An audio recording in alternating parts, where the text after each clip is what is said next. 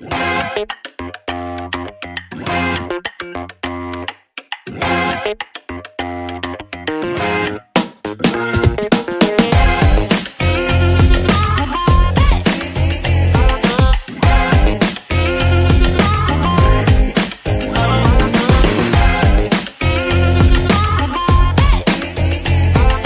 what's up? Hello, everybody. Welcome to Roll Pod from the road. Just left Camp Randall Stadium in Madison. Alabama rolled to a 42-10 win over Wisconsin. 3-0 now on the season. Cody Goodwin here, Mike Rodak, Alex Scarborough, your team from Bama 24/7. Recapping the game while driving back, trying to save a little bit of time, but also it's the 100th episode of Roll Pod. We appreciate you guys listening with us from the very beginning when we started a year ago. Now we're 3 weeks into the 2024 season. Lot to discuss today, guys. We're just going to kind of hope that Mike doesn't crash while we record today's show. It's more like Road Pod, not Roll Pod. Roll Pod on the road. Roll. That's right. There we go. Yeah. Anyway, Alabama 42-10 win over Wisconsin, 3-0. As we always do with these reaction pods, the immediate takeaway. Alex, I'll throw it to you in the back. What's your immediate takeaway from today's game? Apparently, Caden Proctor's very important to this team. Who knew?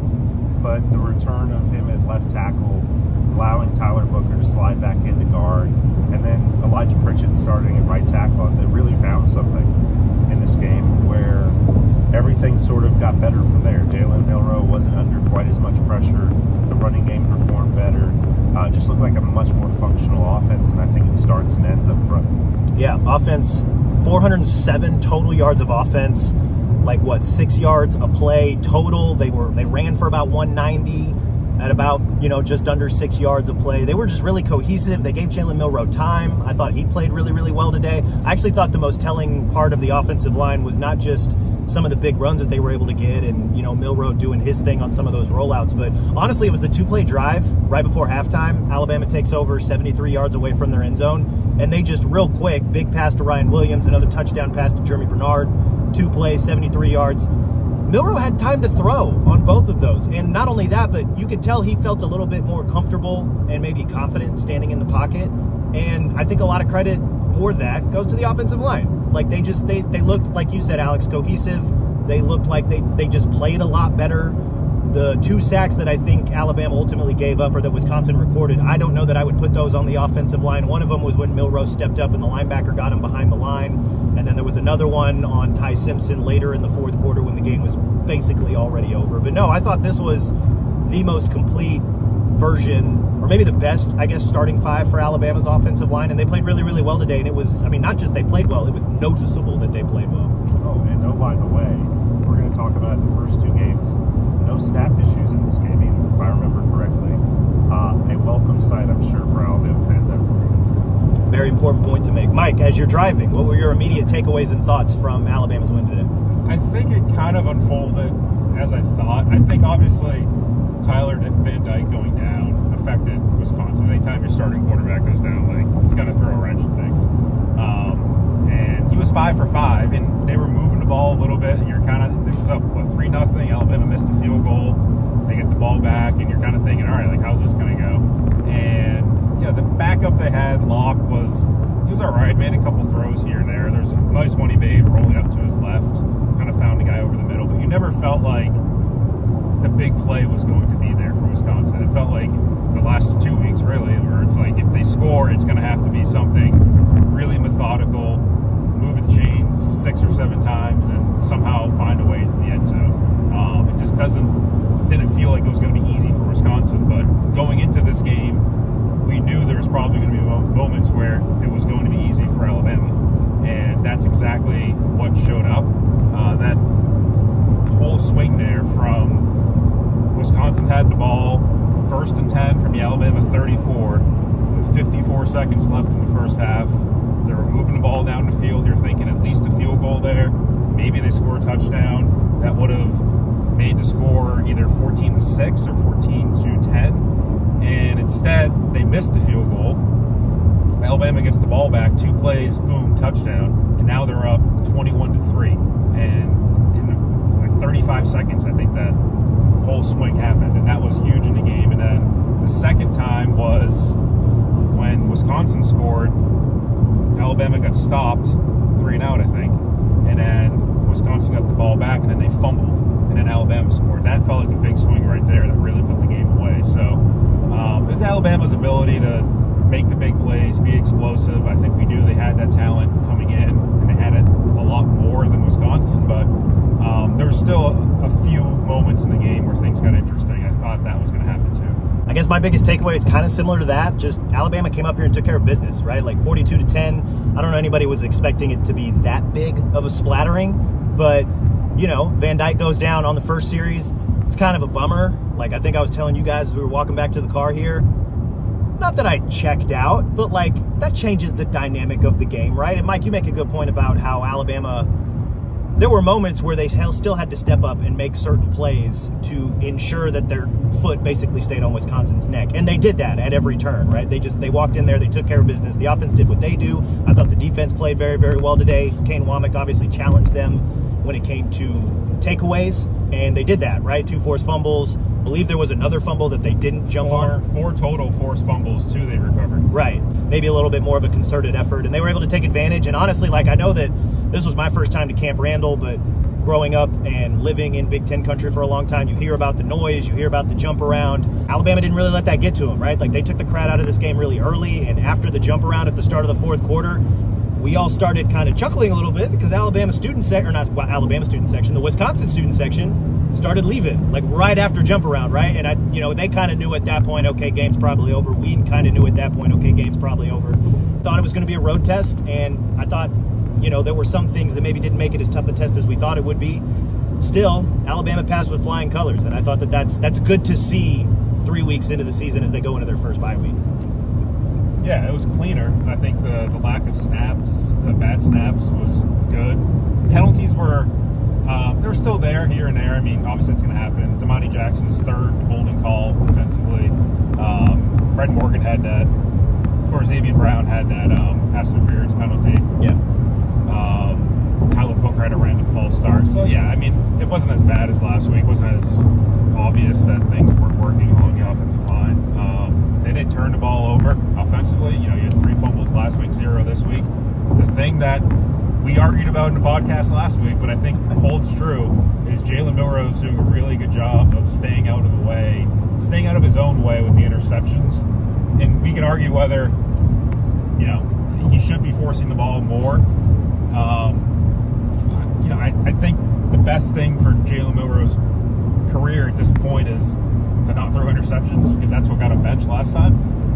And he hasn't done that. He's gone I forget how many passes he threw at the end, 145 or 46 consecutive passes now without an interception, which is 10th or 11th in Alabama history. Which there's been, each of the last few quarterbacks has made that list of some sort. Bryce Young did it, Mac Jones did it, I think Tua definitely did it. I think Tua has the record, which is like 200 something. But he hasn't thrown a pick since the Kentucky game last year. I mean, it's been 10 months, and that's what you need. I think you start throwing picks, and that's bad. But there was also a couple throws that, like, where was he going with those? Like, 2 of them. And then he had that third one, I could see the safety kind of coming down on it, and that was a little bit dangerous. So it wasn't the perfect game for Jalen Milroe, but it was a Jalen Milroe game. Yes. With the 5 touchdowns responsible for between the 2 runs and 3 passes. Yeah, 100%. That's an easy segue into the offense. Like we mentioned, 400 total yards of offense. Jalen Milroe had 5 touchdowns. I believe he now has 14 total touchdowns through the first 3 games of the season. Alabama has an offense, 6 touchdowns on 12 possessions. Alex, I'll throw it back to you. What's one thing you liked about the offensive performance today? I mean, I think you have to continue to like the big play ability. We already covered the offensive line, but just the ability not just to make a big play, but to do it in a crucial moment at the end of that first half to say, look, we've already got this game in a good spot. We're going to put you down right now, and have the ability to just go to that at any moment, really. Obviously, Ryan Williams being a big part of that, but Jalen continuing to make plays with his feet. I'd like to see more people get involved in it, but at the end of the day, it's been effective, and it's something that those swings of momentum really do matter, especially when we're talking about going on the road and taking the road environment out of the equation. So, no, it continues to be impressive the way they're able to do that week in and week out. I agree. The big playability, I thought, this is going to be part of the offense, right? This is just, we saw it a ton last year with the boomer bust nature. It continues to be, you know, I don't want to say a feature because I don't, you know, it is a good thing, but I don't know that you want to rely on it a ton. But it is something that this offense is both capable of and something that they just tend to do, right? Like Ryan Williams, again, breaking free down the sideline. I thought that first touchdown pass from Milroe was a really, really great throw. And then the second touchdown pass to Jeremy Bernard on that 2-play drive. That was a great route. I thought that was a great play call. I thought Jeremy did a really good job just getting open, and Milroe also, DeBoer was very complimentary of Milroe on that throw in the far back corner of the end zone, just putting it on the money, giving Jeremy a chance to make the play. He does. You know, they're going to be a big play offense, right? Like that seems to be what Jalen Milroe is. I don't want to say most comfortable with, but like there's just more data points than not that point that just this is what they're going to do this year. They were. Yeah, go ahead. It's what he's built for.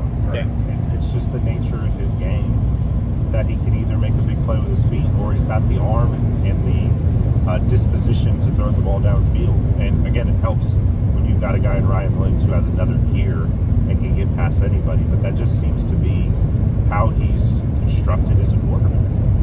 Yeah, I mean, I thought it was a really interesting segment that Big Noon Kickoff did on Fox before the game with Urban Meyer.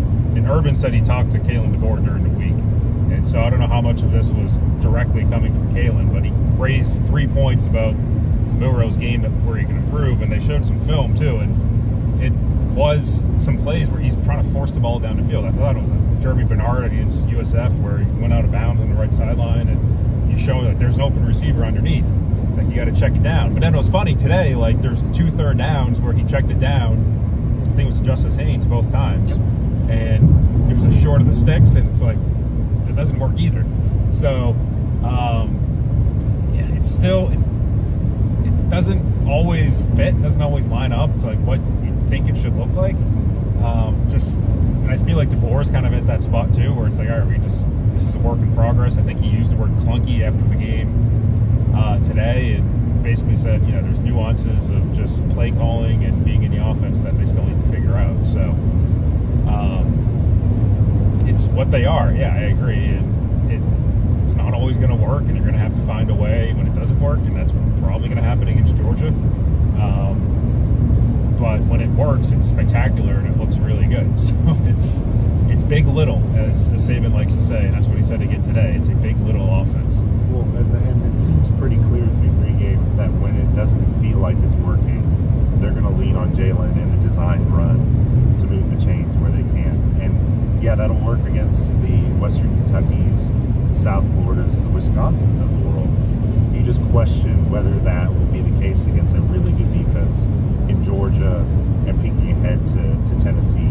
And there were some times today when it didn't work. Like the design runs outside with Jalen just got blown up. And I think they did a much better job of limiting the negative plays. There wasn't a problem with sacks today. There wasn't a problem with Jalen dropping back and dropping back and dropping back, and taking an 18-yard sack and doing the things that look bad against South Florida, doing the things that look bad against Michigan. A lot of that was cleaned up. But again, it's a week-to-week thing because they looked good against Western Kentucky, and then they came out against South Florida and they didn't. So you just don't know what to expect week to week.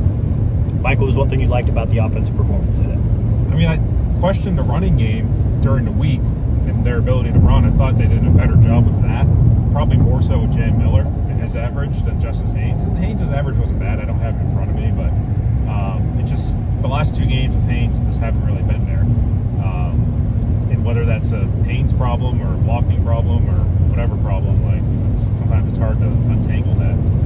But you also have to add in Milroe's runs, and he had the long run. I think the yardage on it was damn near half the field he ran, so it was a pretty long run. And you know, it's not anything new to anybody, but when he's out there carrying the ball, he's a big old running back, and he's hard to bring down, and he could be their best running back in that situation that they have on their team. So you have to factor that into it. So overall, I thought the running game was better. I don't know if it necessarily, you know, erases all my questions about it, but you know, we'll see. And Wisconsin's defensive front didn't really impress me too much, size-wise, just disruptive-wise. They weren't doing a whole lot, and obviously that's going to be different with some of the games they have coming up. Yeah, no, I think it, and I even wrote that because I wrote about the offensive line again, right? I'm of the belief that if you write about a unit that does poorly and then they do well, you should probably give them their flowers too, right? So we did that already on the podcast, wrote the story, but I wrote in the story too that, like, hey, like, this was a good day. Tougher tests are coming up, right? And I know it would be very easy for us to just go ahead and look ahead to Georgia because obviously it's Georgia. They recruit very well. They always seem to have dudes in the front seven. And that's going to be an interesting test, not just for the offensive line, but for Milroe, for the run game, for DeBoer. Just how are you going to scheme around this? How are you going to find yards, right? Because that's coming into this week. I think I looked this up real quick. Georgia already had 5 sacks and 16 tackles for loss through 2 weeks. Now, one of those games was against a mid-major, but the other game was against Clemson, who maybe not the most impressive offense, but like that's another Power 4 team that should win their conference this year, or should at least be in position to win their conference this year. So we know how good Georgia is. We'll touch more on that game as we get closer to it. There's a bye week before they play them, but yeah, like I liked how the offensive line played. I like how more in sync. I don't know that it was a perfect performance from the offense, but they definitely looked a lot more competent and a lot more comfortable and a lot more confident this week because the offensive line, one, they just seemed to be cohesive more often, and two, you could just tell that they were a little bit more talented. Like I think Elijah Pritchett mostly at right tackle, like obviously Caden Proctor back at left was a big deal, but Elijah Pritchett, I think we saw a little bit more of why Chris Kapilovich, the offensive line coach, said that, yeah, he's got a little bit of a higher ceiling maybe than Wilkin Formby does. It definitely does, yeah. Yeah, and I think we saw a little bit of that today. Like, he was out in run blocking, holding his stuff. He was doing stuff in space. Like, he one, didn't look like a liability, but two, like, you could see him, like, he met his floor and surpassed it. I thought he played really, really well today overall, just on first watch. I'll be curious to see what the rewatch tells me, but it was slightly surprising that he played or started. I mean, I thought we were looking at Formby coming back, and that was Formby's job coming out of camp. Yeah, I think we all thought that. And I don't think there's necessarily a huge gap there, though. I think the fact that Formby and Gino Vandermark got into the game, kind of a random spot. It was actually when Wisconsin had some momentum for those 2 series in the third quarter. Yeah. But, like, it's still, I think, DeBoer and the offense in general trying to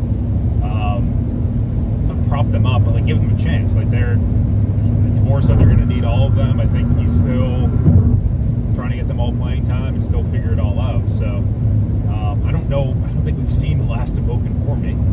I think there's probably times in upcoming games, Vandy, South Carolina, where like he's probably going to play some more, and you'll just kind of keep seeing how Pritchett does. And Pritchett's the 5-star kid. Like he's the kid who should be starting, and everybody expected to start coming into this year. In the spring, but Formby's been a solid practice player for him, and I think that's worth something to them too. I don't want to use the analogy necessarily that they're building the plane in the air, because it sounds like that's a disaster, but it is very much trying to figure out what they have on the fly during the season, whether that's rotating that offensive line or whether that's rotating a lot of receivers as well. I think they're still in the progress of trying to figure out what works and what doesn't.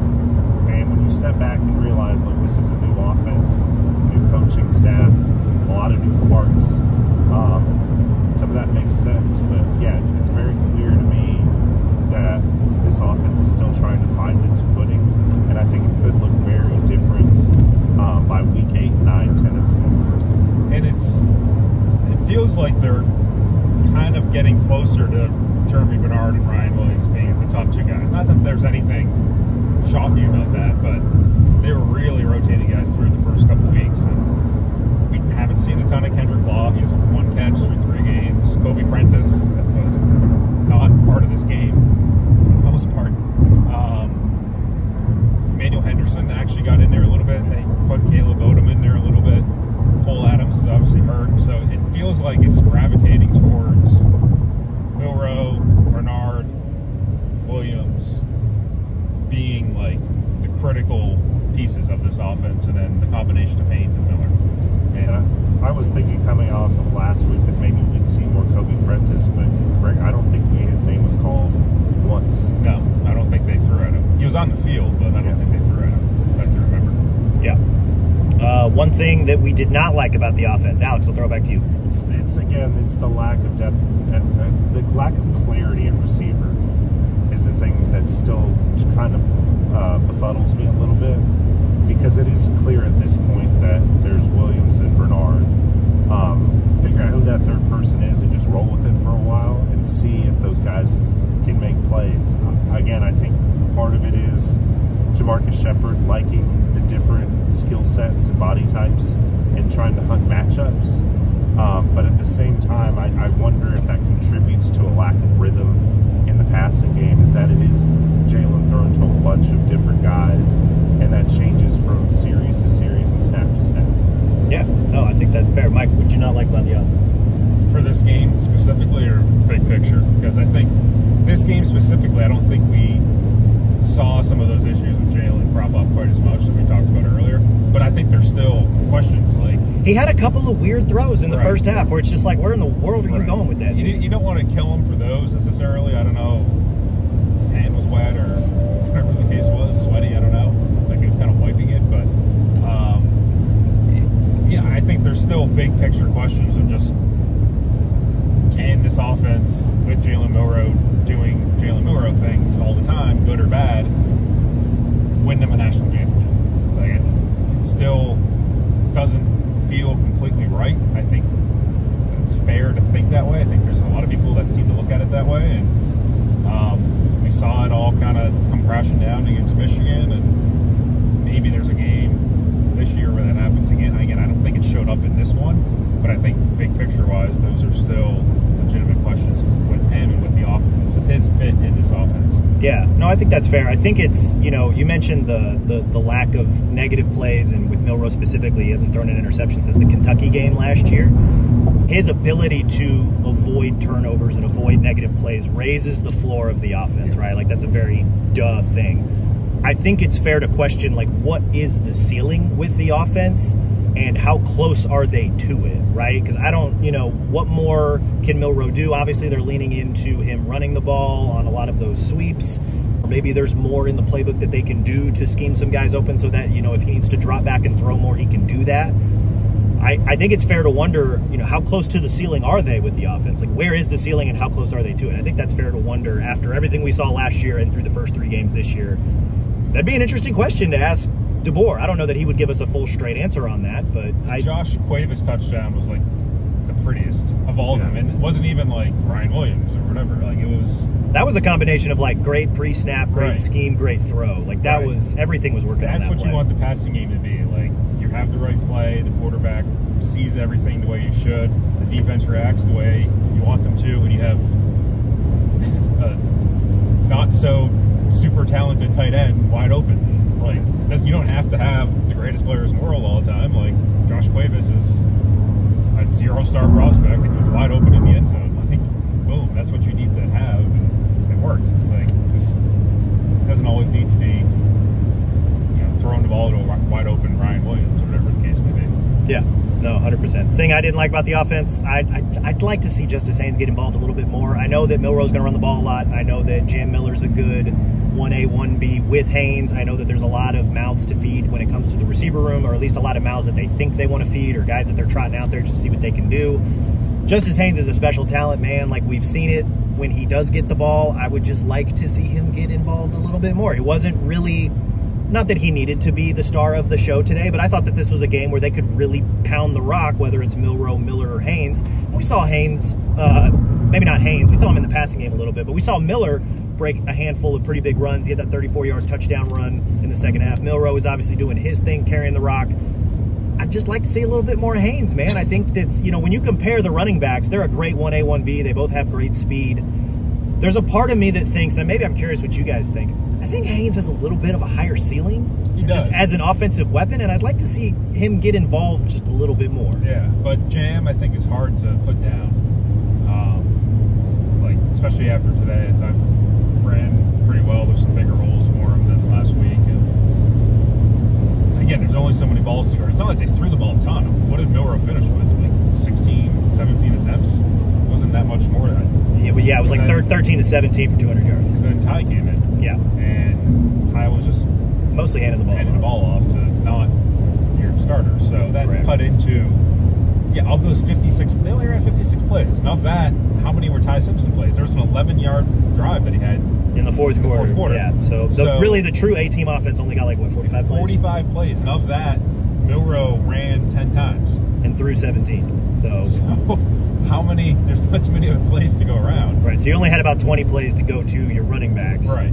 The problem is the 3-and-outs. Like their 3-and-out rate, I don't have it in front of me. So they scored 6 touchdowns on 12 drives.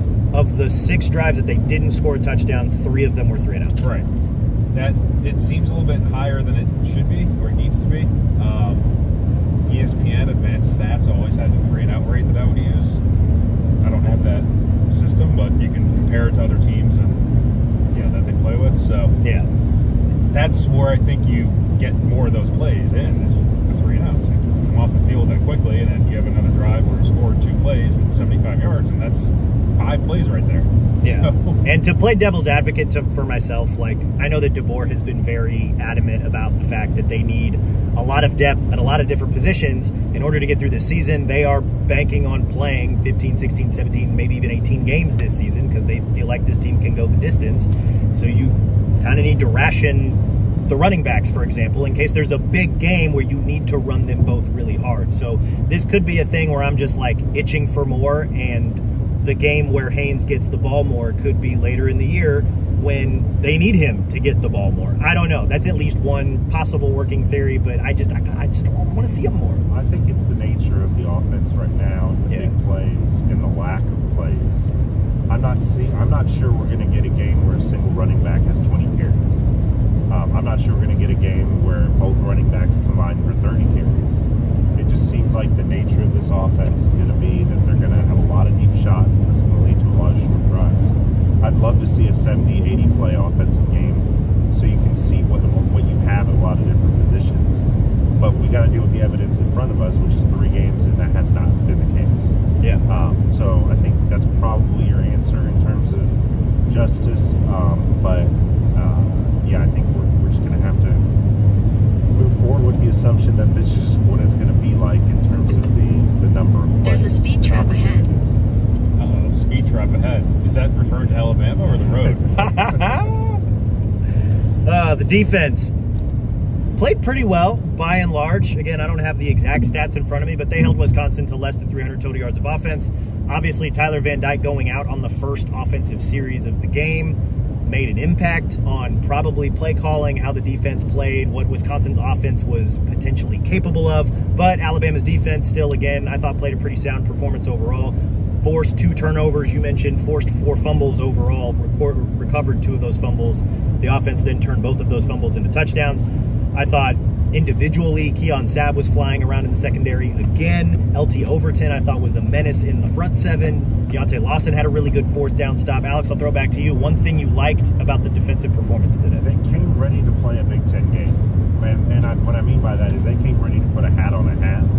And you saw that the way Malachi Moore was flying in the box, the way Jahad Campbell was really running into the backfield, ready to make a play and make stops in the running game.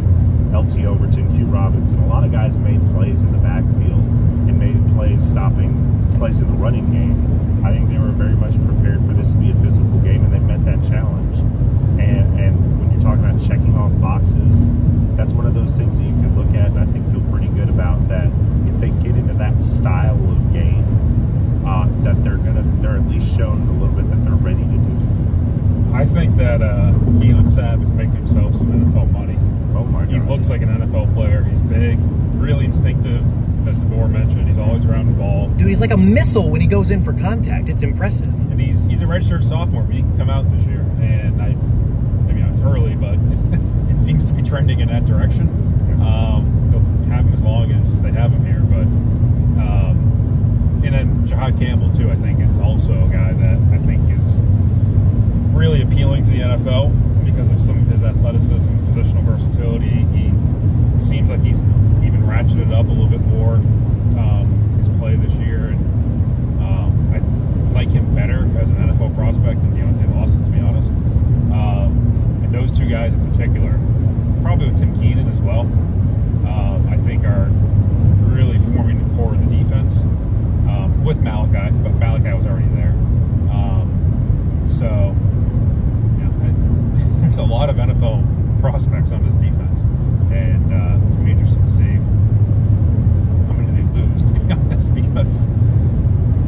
good defense, and I liked how they played today.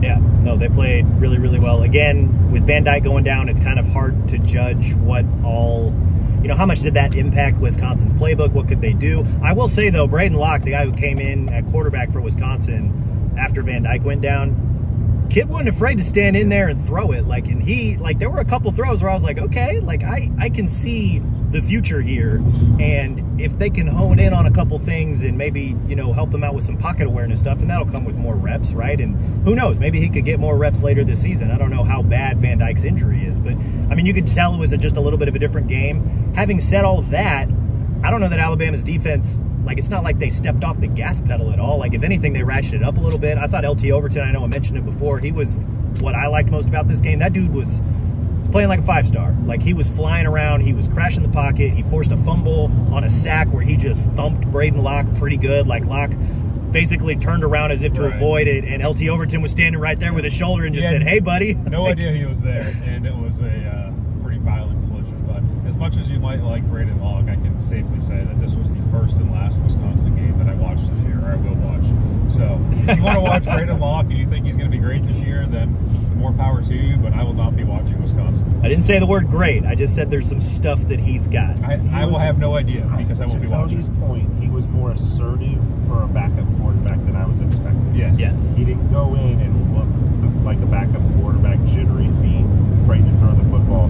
He came in like he was preparing all week to play. Wisconsin didn't seem to put him in that spot either. It wasn't just running the ball. They weren't running the ball at all. They were running the same offense they were going to run with Tyler Van Dyke. Yeah, and I'm sure as the game went on and they maybe sensed some of that confidence that he was showing, they probably, maybe we can call this play, right? And they had a couple of drives, I thought, in the second half that, Alabama ultimately snuffed out. They only scored 10 points, but there were some times where they moved the chains, and I was like, okay, they're still here. They're still trying to fight, right? No, and again, to Braden Locke's credit, if LT Overton hit me like that, I'd be asking who's a third-string quarterback because I'm out of here. It was a good hit. And overall, just LT Overton again, another game where he seems like he's flashing in that bandit role. Haven't really seen those bandits drop in coverage all that much, but just in terms of being that defensive end who sets the edge, who rushes the passer, I thought he played a really, really great game today. And the defense as a whole, I thought, played really well, but LT Overton especially flashed. I thought that was really impressive. And Kalen DeBoer talked about that specific, just the way he fits their scheme perfectly, the way LT does. It's really showing up. Yeah, because I think even, he committed to transfer before Saban retired, right? And at the time, I think Rodak and I, maybe it was just me, I don't know, but I was like, okay, he could be the Justin Aboigbe replacement, right? And I know that's a tough ask because Aboigbe did so much for that defense, and he's a little bit bigger than LT Overton. But then you bring in Kane Womack, you see how he uses the defense, specifically the defensive lineman in that bandit role. It could not have been a more perfect fit, and he's shown that, I think, a few different times through the first 3 weeks. Yeah, he's big enough to stop the run, but he's quick enough to rush the passer. It's a good combination. It's the reason why he was, at one point, the #1 overall prospect in his high school class when he was a sophomore, I think. So, there's a lot of talent there. Like that, doing him and Damani Jackson, those were two huge pickups that Alabama made in December, with Nick Saban. Those guys were expecting to play in Saban's defense. But here they are. So, and Damani's been solid. I feel like we're not talking about him, but that's probably a good thing. I don't feel like he's been exposed or beaten or he's had the penalties, but besides that, he's been in there, and they've rotated the corners too, but both of those guys as transfer portal pickups have been big, and people bitch and complain and moan about the transfer portal and the guys that they lose, but you just picked up two former 5-stars this year. In the past, they've had Jamison Williams and Jahmyr Gibbs and Tyler Steen and Henry To'oTo'o. It is a valuable part of building your team, and some of those teams in the past, I don't know where they would have been with Jamison Williams. We got a taste of it in the national championship game. I don't know where they would have been without Jahmyr Gibbs. He was really, really good that year. And his defense, I think, is in a worse spot without Damani Jackson and LT Overton. And Keon Sapp. Yeah, not to forget him either. Yeah, no, I think that's a really fair point. Mike, I'll let you start this one. What did you not like about the defensive performance today? There wasn't a ton. That series it's funny, right? Because last week we were like, oh, I can't say one good thing about the defense. But the one thing where it was like, yeah, this is not what it needs to be. I think I even said it, like, Kane Womack's going to be mad about this on Monday. And he was. Wisconsin was in the red zone just running the ball right at Alabama, and they were getting something. Like, they were getting somewhere with it. And you could see Alabama players just getting pushed around. And I forget, did they score in that? They only scored once, and I think it was, they got them to 4th and goal, and they allowed that passing touchdown. I think it was that 4th and goal series right before that. I could be wrong. Because that was with the Malachi concussion, I think, yes. the second down. Yeah, him and Sapp. They were pushing him around for a pretty good chunk of that time. And look, Kane Womack's going to come out Monday. He's going to have a list of things he did not like in this game. People love that. Like, that's kind of where Kane's at. Like, it's perfection. And, yeah, it definitely wasn't perfect for the defense. There's a few plays here and there that, you know, they kind of broke free. And I'm sure Kane will talk about play with the penalty, both penalties. There will be things, but again, it's a limited offense to begin with, a more limited offense, I think, when you lose your starting quarterback. Wisconsin does not have dudes at wide receiver. So, you know, take it for what it is, but again, there's obviously going to be different challenges ahead. Yeah. Alex, what's one thing you did not like about the defense today? Like Mike, there's not a lot to really nitpick. The one thing I'll say that I thought was, I wouldn't say I didn't like it, I was a little bit disappointed, was how well the defensive line played in terms of putting pressure on the quarterback versus USF versus what I saw today. And maybe that's just a scheme thing because it was successful from LT. Q Robinson made a play. I believe Russo had another pressure in there. But you want to see Team Keenan's in particular continue to build momentum because he has been playing so well to start the season. And for that not to bubble up was a little bit of a surprise maybe. But I don't think you necessarily look at that and raise a red flag. It was just a thing that when I step back and go, I don't know, I was kind of looking for a little bit more from them and didn't really see it. Yeah, I think those are fair. I think, yeah, the run defense, I guess, is, you know, I feel like we're picking nits here just with the way that the defense played overall. But yeah, the run defense, the red zone defense, I'm excited to kind of, it's a weird thing to be excited about a coach being mad, but I'm kind of excited to see what Kane has to say about that on Monday after they watch the film, after we saw what he said about South Florida. But yeah, I mean, I guess, you know, the run defense, you want that to be a little bit better against a team that you have an obvious talent advantage against. And I thought we saw some flashes, right? We talked about LT Overton. I thought Tim Keenan had some really good stuff. Wisconsin tried to run on that 4th down stop, and Deontay Lawson was right there in the A gap and stopped them for a loss. You mentioned Jahad Campbell playing really, really well, sideline to sideline. So, I mean, it's not like a glaring issue. But yeah, I mean, there are, you know, when South Florida went on a sustained drive, it's because they found success running the ball. When Wisconsin went on a couple of sustained drives, it's because they found success running the ball. I think if you go back and look at that long drive from Western Kentucky in the season opener, they probably had success running the ball on that one long sustained drive that they had in the first half that, again, Alabama ultimately stopped them. But little bit of a trend there. And, you know, again, not to look too far ahead, but in 2 weeks, Georgia's going to bring in another ETN brother to town, and he's a pretty good running back. So if they're giving up some runs here and there on long sustained drives, how much is Georgia going to potentially feast on that? Again, we'll cross that bridge when we get closer to it, but just one thing to think about. Not that there was a single play of the game today, but I'm sure that there were a lot of memorable plays or plays that stuck out. Mike, I'll let you start here. When you think back on this game, what's a play that you're probably going to remember? There's not many. Ryan Williams, 47-yard, not even a touchdown, a 47-yarder. That was impressive. Along the sideline. I'll remember that. Yeah. It was kind of a cool, the Josh Cuevas touchdown, I'll probably remember, because that might be the only one. That was a really good play design. I thought the Williams catch and run, that was part of the 2-play, 73-yard touchdown drive right before half. That was impressive because, one, we already touched on the offensive line giving Milroe time and Milroe having the comfort and confidence to stand in the pocket. But also, like, Ryan Williams started, like, that was kind of a stop and go.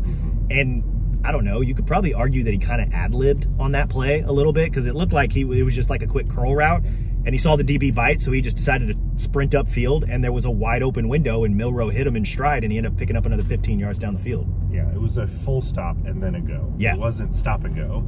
He did it definitely. I'd be curious to know if that was a designed element, because it was a pretty long pause there. Hey, Alex, what's a memorable play that you'll remember from this game? The fourth down stop in the first quarter. We talk about Tyler Van Dyke going out of the game and really feeling, okay, game's over.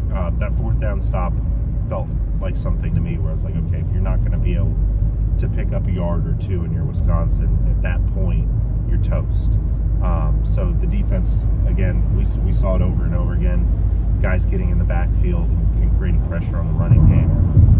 That showed up there, and it showed up the rest of the game. Yeah, I felt like there were a few different nail-in-the-coffin moments for Alabama against Wisconsin. That, I believe, is one of them. The fourth down stop, the quick touchdown before half, the touchdown drive coming out of half. One play that I'll probably remember, and again, it kind of goes back to the offensive line being healthy, everybody operating. It was Jam Miller's 34-yard touchdown run. Like, it wasn't a super flashy play, but it was very well executed. Yeah. And then when you've got a guy who's as fast and hard to bring down as Jam Miller, he's going to hit the hole and do the rest, right? Because, like, not only was the offensive line blocking really well, Robbie Oots had a really good seal block that opened up the gap, and Miller just did the dang thing and outran the secondary. So I'm going to remember that just because it was kind of evidence of the talent advantage that Alabama had, but also just like, hey, here's what's possible when everybody just executes the fundamentals in a proper way.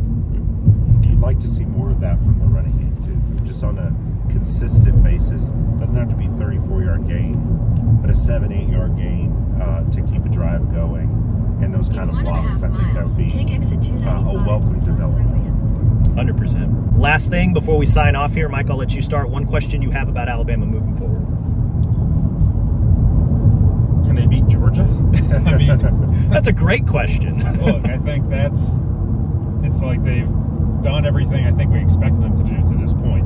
Like, I don't think anybody truly picked them to lose to Wisconsin. I think people thought it would be interesting, but I don't know if anybody picked Wisconsin to win this game. So, but not everybody, a lot of people are going to pick them to lose to Georgia. I think throughout the offseason, that's kind of been the game that has been pretty automatically circled as a loss for Alabama.